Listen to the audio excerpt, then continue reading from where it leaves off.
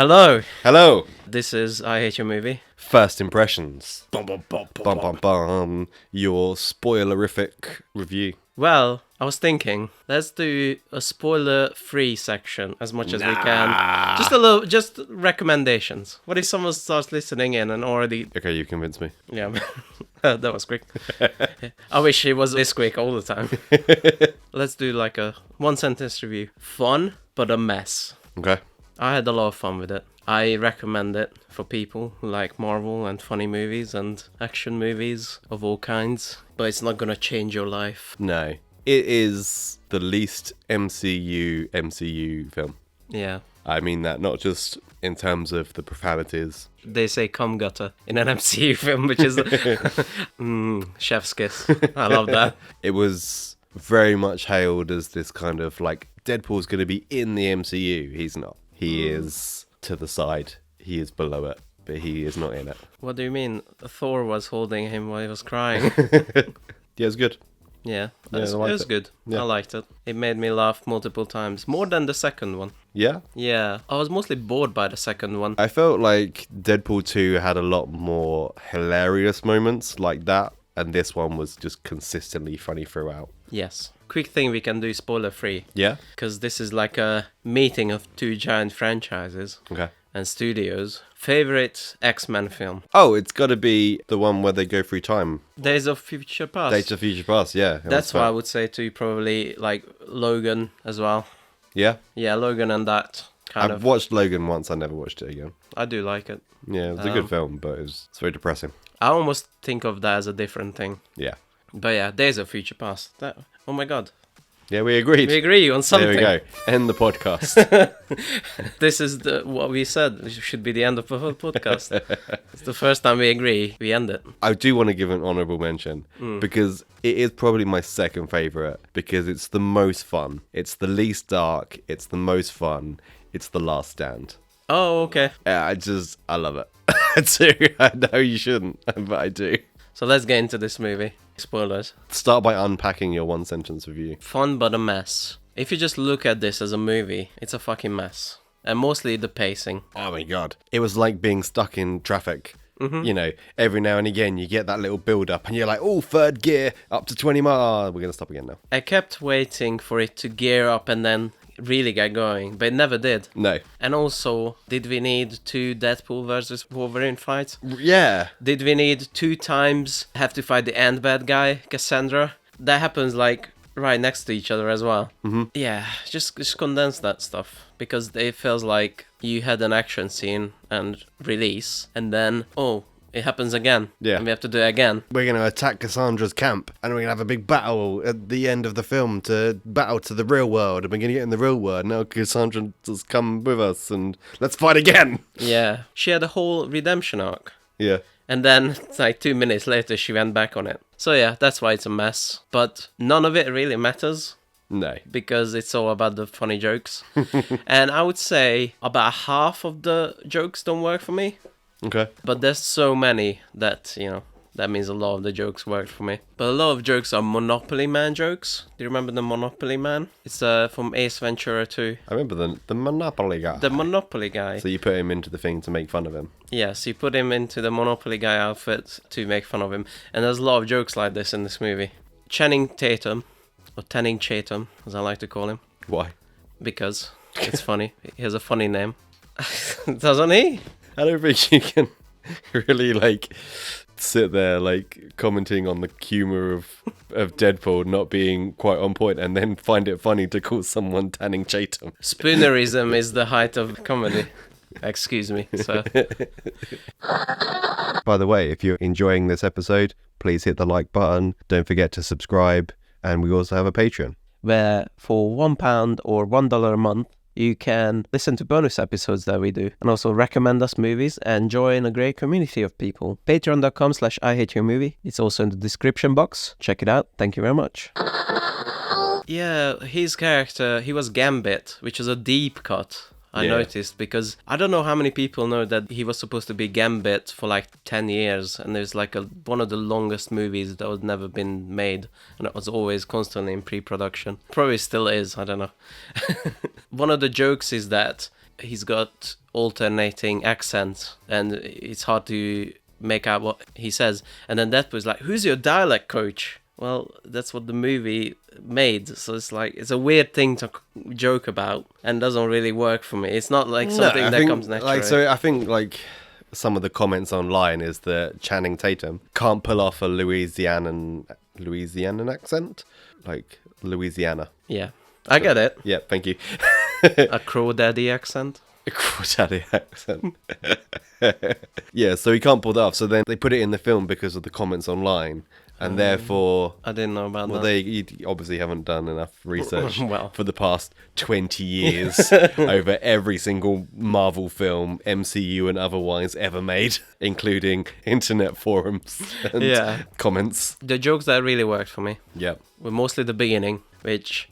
Here's the thing, I really like that Logan movie. Oh, yeah. And I'm thinking, like, if you're gonna shit on that movie, just really go really hard, and then it's really funny.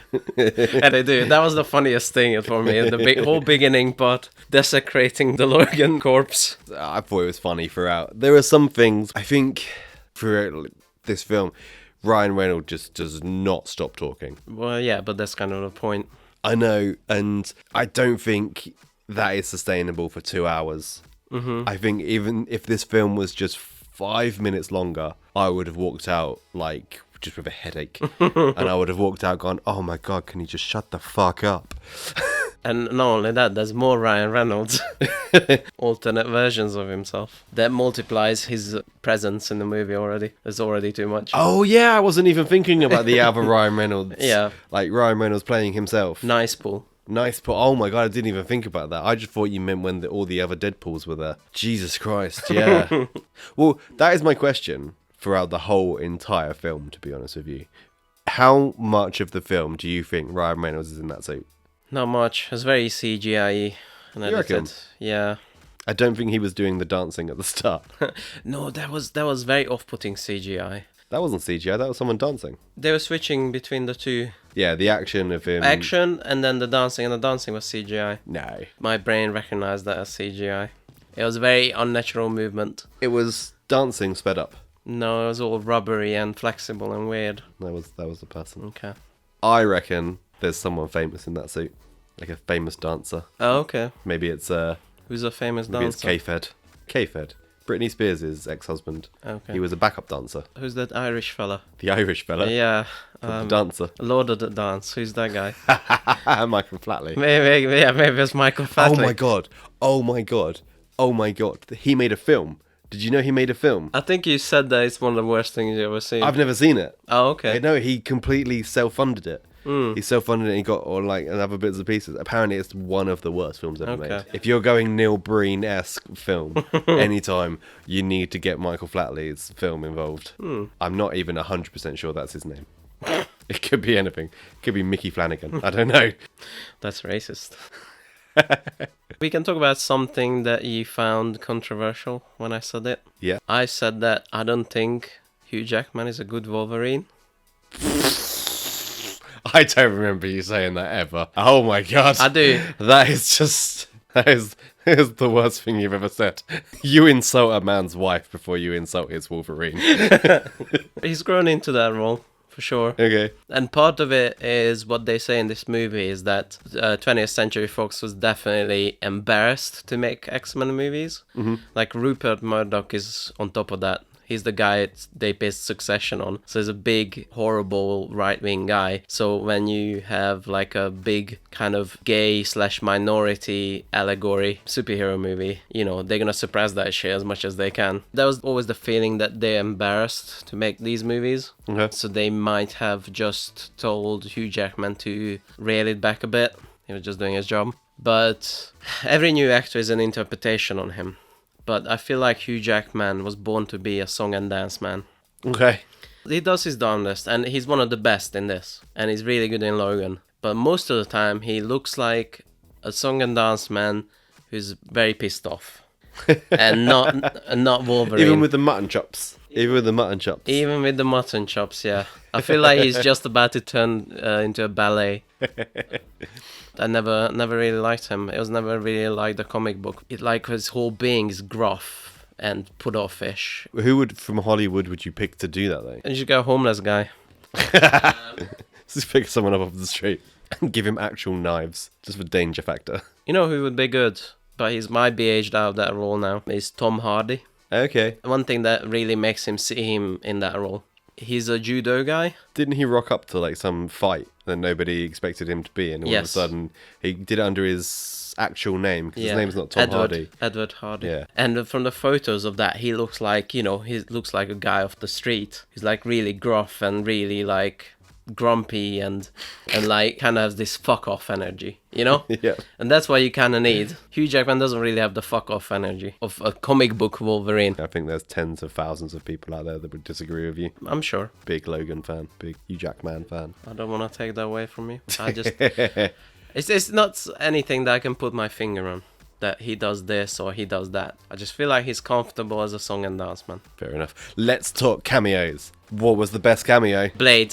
Yes, it was. Absolutely, it was. 100%. He brought back the famous line from the first Blade, where it's like Some motherfuckers are always trying to ice skate uphill. Yeah. I still say that. Yeah? I said that like last week to someone. Wow. Do you know that was improvised on Blade? Really? Yeah, that's just the thing he said. He did forget how to play Blade though, because in Blade he did the I'm Blade motherfucker. He did the gruff voice, and in this one it's just himself. He forgot. The cavalry. Oh yeah. I don't know why that line made me laugh. I was like, the mythical Cavarine, the legends are true. I'm like, what legends? Again, it's like an online thing, man. I guess so, yeah. Do you know what my absolute favourite casting that people want for the Wolverine? When you hear of like casting rumours for the next Wolverine, what names come to mind? Daniel Radcliffe. Yes, it does. Why not? Why not? Why not have Daniel Radcliffe? No. I've seen photoshops of him, so he looks the part. I disagree. There was rumours, because in the latest shooting of his TV series, Miracle Workers, fantastic series by the way, he's buff as anything. He's got a proper six-pack. People kept asking him, have you done that so you can be Wolverine? He's like, no, I just wanted to get fit. They missed the biggest one. They missed the biggest one. What's the biggest one? Danny DeVito. Danny DeVito? Yeah. Have you not seen the Danny DeVito Wolverine memes? No, I haven't. Where it's just because It's Always Sunny in Philadelphia, they put his hair out, so it does look like Wolverine. He's just bald in the middle. So that would have been the biggest meme one, I think. I loved how much piss they took out of everything, including themselves. Like, I love when he goes like, oh, come over here to Marvel. We're not going to treat you like those assholes across the street. Like, yeah, say it. I still want to talk about cameos for a little bit. So I have to put absolute respect into the amount of times that they've got the actual actor from like some really deep cut kind of thing. Like the Flame guy. Do you remember the Flame guy from the actual X-Men film? Yeah, I do, yeah. Yeah? He was Pyro. Bobby's enemy. He was in all those first few X-Men films. Yeah, just absolute on point. Like almost everyone in there. The girl from Logan. Yes. Has she ever been in anything else? Yes, she did like a pretty high budget BBC TV series called His Dark Materials. Oh, I thought she disappeared. I remember everyone saying it at the time when Logan came out, and that was her first fucking movie. Yeah. I was like, oh my god, she's amazing. I was like, I've never seen her ever again. It's crazy for me. I feel like Logan is still like a pretty new film in my brain. And then she's like a little girl in this and she's 45. She's 45. Or something. Something like that. It's like 17. She's an adult. Next cameo. Next cameo, Elektra. Elektra, yeah. Couldn't get Ben Affleck, but we can afford Jennifer Garner, who hasn't done anything for 10 years. Is Channing Tatum a cameo? Yeah, I feel like we've covered him. Yeah, he looked funny in that outfit. I don't think they tested that very well. No. I think they just threw it on him. It's like, wear this. It's funny. Kind of looked like someone just attacked him with purple sellotape. Yeah. Oh, the biggest one. Oh, yeah, how have we forgotten all of this? Okay, so I read a meme type thing like a year ago. Genuinely, it gave me goose pimples, and I don't really know why. Goose pimples? Goose pimples. not What were they called? chicken boobs. He gave me all over chicken boobs. Yeah. Love that. That still makes you laugh. Hashtag chicken boobs. Yeah, he gave me all over chicken boobs. Mm. It was this, oh yeah, now this multiverse thing is happening. Can you imagine if like one of Doctor Strange portals open and out walked Chris Evans, and instead of saying Avengers Assemble, he said Flame On, and became the guy from Fantastic Four that he played 20 years ago. And I thought that would be absolutely fucking amazing. Yeah. That would be incredible. They must have read that somewhere. Someone in the Deadpool like writing room must have read the same meme. Yeah, it's really good because he did play that character. He played a douchebag. Yeah. Kind of more older douchebag, but it's really good. And one of the funniest ones, especially with the post-credit scene. Oh yeah, it's this one. So almost every MCU post-credit scene for the past 5 years has been dog shit. Yeah. It's been dog shit, or it's been like, oh my god, look at this thing that we're never going to bring up again. This is worth staying for. Yeah, although it's not a story thing that they set up, it's just funny. Just funny. Yeah. It's brilliant. Oh, here's a question for you. Yeah. Yeah, Shatterstar. Yeah. Shatterstar, didn't he die? Yeah, but remember, at the end of Deadpool 2, he redoes everything. Why was Shatterstar saved when all of the rest of the X-Force were nowhere to be seen? I Where's don't- Domino? They did a whole adventure together. Where's Cable? She's expensive. I saw a post, because, like, spoilers are pretty inevitable. One thing was you can see Cable at some point, somewhere in the movie. Oh, really? So he might be in there, but... I didn't. You watch it again and he's in all of the home scenes, just standing in the background. He's standing and waving. It's like, oh my god, I can't believe I never saw him. That would be a funny, like, remember when they did the Deadpool re-edit for Christmas and it was made it PG-13? I didn't No? see it, no. But yeah, they did this special re-release. Like, they should do that with, like, Josh Brolin in every scene. It's like waving in the background, hello! And I'm here too, and there's like action happening, he just stands aside a bit. Leans out of the way. Eats a sandwich. Yeah. You famously hate dogs, and you're a dog racist, as we discussed before. I need to know your opinion on this. What do you think of Dogpool? Voted to be the ugliest dog in the world, or UK? Yeah? It's a dog from Yorkshire. Yorkshire Terrier? No, it's a pug apparently. It doesn't look like anything like a pug. I see uglier dogs daily. No, you don't. Yeah, I do. No, there's no way. That is the ugliest dog in the whole I world. thought it was really cute. I thought it was lovely and wonderful. That explains so much of your dating life. My dates do lick me continually in the face. I thought it was totes adorbs. Like, I know it's unavoidable, but I don't like it when dogs lick me. Yeah, or be around you, or exist.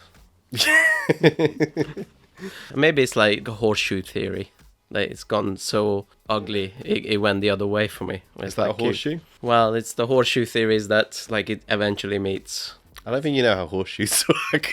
It's like a circle that meets in the middle. You're thinking of a circle. It's a political theory that the far right and the far left eventually meet, and it's just called horseshoe theory. Really? Yeah. Okay. Terrible name. We talked about, like, a basing. But I didn't even think those two kind of fights were very interesting to begin with. Like Which ones? The Wolverine the ones? Wolverine ones, yeah. Yeah, one's in a desolate wasteland, one's in a car. Yeah. I mean, I like that they shied away from the whole, massive somehow fight scene. But, yeah. One would have been enough. I like the car one better. Yeah? Because it ends with a joke. And that's what I like. And he's, like, tied up. Here's one thing. The comedy and the sincerity of this movie kind of didn't work sometimes together. No. One scene in particular was, like, really eyebrow-raising. They go into Ant-Man, basically. Yep. Big Ant-Man. They enter Ant-Man. Yeah, finally someone enters him and not the other way around. And they have a little fight, and they have their friends Electro Blade and Channing Tatum. They're like, Cassandra Nova is like, okay, you convinced me, you can leave this world. She does the portal. Yep. You got 4 seconds to leave. And then, yeah, they have this, like, comedy kind of slow motion jump. And then all those friends who they're leaving behind to die, as far as they know, right? Yeah. So that wasn't great. That was the point. They don't care. Well, they let Johnny die the same way. They're not bothered. Maybe if Daphne Keane wasn't there, I would understand that. Which is why she's the only one that is in the final scene. I get that. And I get that they reverse it, but there was not a second thought of, oh, should we rescue our friends? Her specifically, where she has so much emotional connection and all that baggage and stuff. It's like, shouldn't we rescue her? No, we just comedy, slow-mo run. So that's why sometimes the sincerity and the comedy didn't gel together for me. I think there is no better scene in this film that stands out, the comedy and sincerity that didn't mix, was the start one, where he's sitting with Happy Hogan. And he's sitting there like, oh, I just want to make something of myself. Then he makes a dick joke. Yeah. It's for my girl. I just want to make something so I can prove myself to her. Anal joke.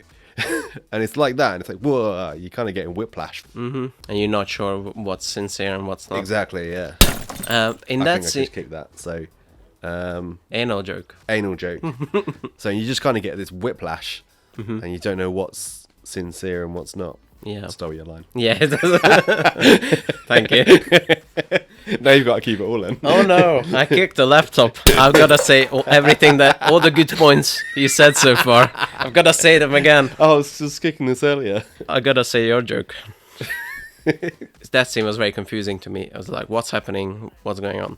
I eventually figured it out that he's going to the Avengers. But the first thing that came to my mind when he went to Happy Hogan and he was talking to him and he said, "Can I see the big boss?" I thought he meant Kevin Feige. Do you know what weirded me out about it? I thought he meant Iron Man. I but who's dead? I think that's what he meant. But he's dead. Yeah, I thought in the same vein as She-Hulk, he's gonna meet Kevin Feige and it kind of does like an interview to be in Marvel. Okay. That's what I thought was gonna happen. And I thought that wasn't Happy Hogan. I thought that was Jon Favreau playing Jon Favreau. So I was like very confused at the beginning. I felt Wolverine's backstory was massively undercooked. Yeah, like, oh, I've got this tragic backstory. I've got this tragic backstory that we can't afford to bring back the actual X-Men for to film a flashback scene, so I'm just going to tell Cassandra Nova about it. And even then, it's not that bad. Well, yeah, it's not as bad as they built it out to be. Yeah. He went to the pub, came back, no! Everybody's dead. Yeah. And that leads to so many more questions. First of all, how is a group of humans attacking Xavier's mansion and winning a fight? Step one. Maybe they're Sentinels. Maybe. But then, if Wolverine's there, what's he going to do about it? Not a lot. And I get there might be like, oh no, if I was there, I could have done something, blah, blah, blah, blah. Anyway, halfway through, I thought they were going to spin it around. I had this whole plot in my head that I blew my own mind with it. Right? So, when he says that the humans went to the mansion, they all died, I thought the X-Men snapped. I thought the X-Men snapped and killed a bunch of humans, and that he had to kill the X-Men. That was his tragic backstory, that he killed all the X-Men. But no, it wasn't. It wasn't any of that. I feel like that's a bit convoluted. I think what they should have done is straight up copy Old Man Logan from the comics, because that's fucking dark. And maybe it's too dark for this film. Explain. I will explain. So Old Man Logan is a comic book series where we follow Old Man Logan, and he became like a pacifist. And we don't know why. And halfway through the series, we realize what happened was Mysterio attacked the X-Men house. Mysterio is the silly villain, but when the illusion is that all the X-Men are bad guys and Wolverine kills them all, that's not so silly anymore. And that's what happens in Old Man Logan. He kills all the X-Men because he thought they were bad guys. That's heavy. That one would have been more meaningful than this kind of vague whatever. Yeah, I went to the pub and everybody died. Yeah. We're not going to end on that. We can't end on that. We have to end on something funny. What else funny happens? Nothing. This movie is dreadful. Oh wait, my Marvel money is coming in. Ka-ching. I love this movie. Logan is back. Hugh Jackman is back. They're gonna make him do this until he's dead. Until you're 90. Until you're 90. Until you're 90. That's what it feels like. Oh, my favourite bit is when he turns to Logan. He says, "Oh, you're joining the MCU at a real low point, by the way." Yeah. Wow. Here's one thing we can talk about a little bit. Rob Liefeld, the creator of Deadpool. Creator of Deadpool, famously couldn't draw feet. Yep. This is in the trailer, though. It is in the trailer, but it's funny. They stand in front of Liefeld's shoes. Liefeld's just feet. Just feet, that was it, yeah. That's hilarious. Created Deadpool also. It's in a way where if you make Spider-Man, but it's only the costume. So Deadpool was born in the 90s where like there's like a big comic book boom, and then there were lots of different like little companies coming to life, and also new characters. He was a blatant Deathstroke ripoff, and then they just put like pockets on him and everything. And then he was just a guy. He was just another kind of one mercenary guy, one of the billion. And then some other writer came in and made him funny. And that's the long story of Deadpool. And you look like you're about to dispute me. Yes. So the Cult of Aliv put on Twitter, and this was in 2022. The creators of Deadpool literally said they took Deathstroke, gave him the mouth of Spider-Man, and that was the premise for the character. And that was how the character was created. Rob Liefeld himself came out and said there is less than 0 of Deathstroke in Deadpool. This narrative came out about a decade ago and is total BS. Of course he would say that. He's the fucking creator. But he did this with everything. That's a terrible way to dispute me. Because of course the creator's gonna not agree with that, but I think you would. no, Yeah. he's too much of an egomaniac. Have I ever shown you that video? It was Stanley. He had like a little I'm not sure TV show or something like that. Okay, yeah. He's like with other artists and talking to other artists, and one of them was Rob Liefeld. And Rob Liefeld is like making a character, and it kind of looks like Spawn with like 100 million more things on him, like a bazooka, chains, floating around. And it's like one of the most hilarious videos you'll ever see, because Stan Lee is just like passive aggressively taking the shit out of them. It's like, why do you need that? Why do you need all this shit? How does he get into the costume? What happens when he goes to the toilet? Does he have to take all these chains and capes down and bazookas down from his shoulder? And it's hilarious the whole way through. And the last thing he says is like, oh, you haven't drawn a feet. We'll try to explain our thinking on how we're coming across and why we're doing overkill the You way it can is. think and draw at the same time? Yeah. What happens now in the MCU? Good question. Fuck knows. It's weird. I felt like they're gonna fully take on Deadpool into the universe, and they didn't. No.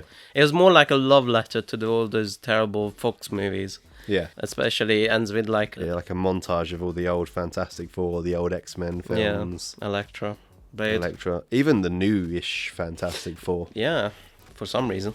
Yeah. It's weird. Yeah, they didn't fully incorporate that into the... No, he is not in the MCU. Yeah.